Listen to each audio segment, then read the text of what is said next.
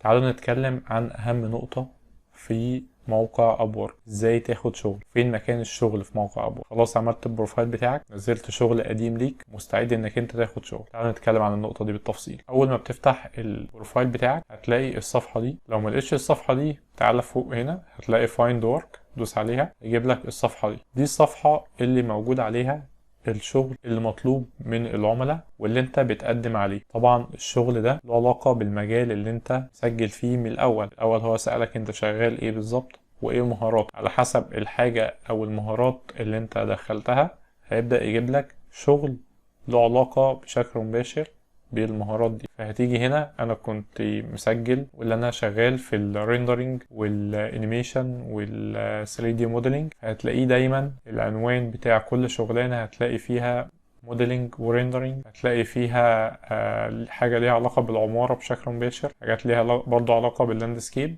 فمعنى كده ان انت مش هتدور على شغل جوه الموقع، لا، هو الشغلانات اللي هتبقى موجوده قدامك دي اللي ليها علاقه بيك بشكل مباشر. حلو لغايه هنا ماشي.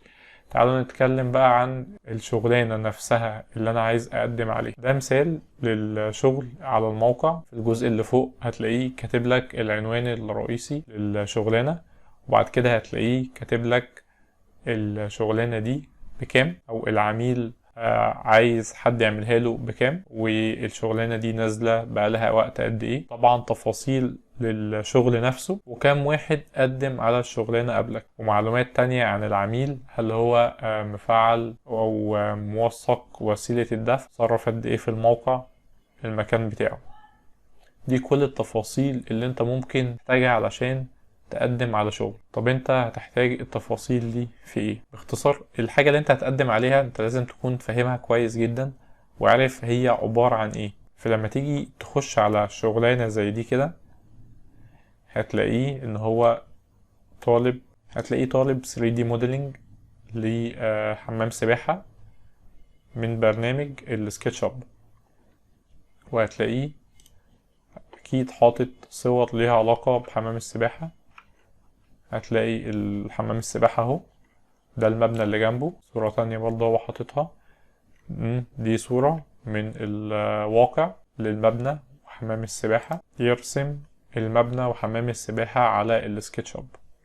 تكملة لباقي التفاصيل اللي انت مفروض تعرفها قبل ما تقدم على الشغلانة هي التفاصيل اللي ليها علاقة بالعميل. مش هتبقى باينة كلها لو انت فتحت الصفحة من بره، ولكن لازم تدخل على الشغل من جوه تبدأ تشوف التفاصيل. ايه هي التفاصيل اللي انا بقولك عليها دي؟ اول حاجة التقييم، الناس اللي اشتغلوا مع العميل ادهوله، اللي هو ده متهيألي برضه موجود بره، وسيلة الدفع او ان هي تكون مفعلة، والمكان بتاعه او اللوكيشن بتاعه، والوقت عنده دلوقتي امتى. فدي حاجة اخد بالي منها، لكن هي مش هتأثر معايا اوي، يعني ان انا بكون فاهمها. بس مثلا انا بعت شغل الساعة 1 بالليل او 2 بالليل بعد ما خلصته، وقعدت 5 6 ساعات 7 ساعات 10 ساعات وهو ما ردش عليا، دي حاجة طبيعية عشان هو في الوقت ده ساعة عنده 2 بالليل، فطبيعي هو يكون نايم. فدي مثلا من النقط المهمة. هو نزل 6 شغلانات على أبور ويعين 67%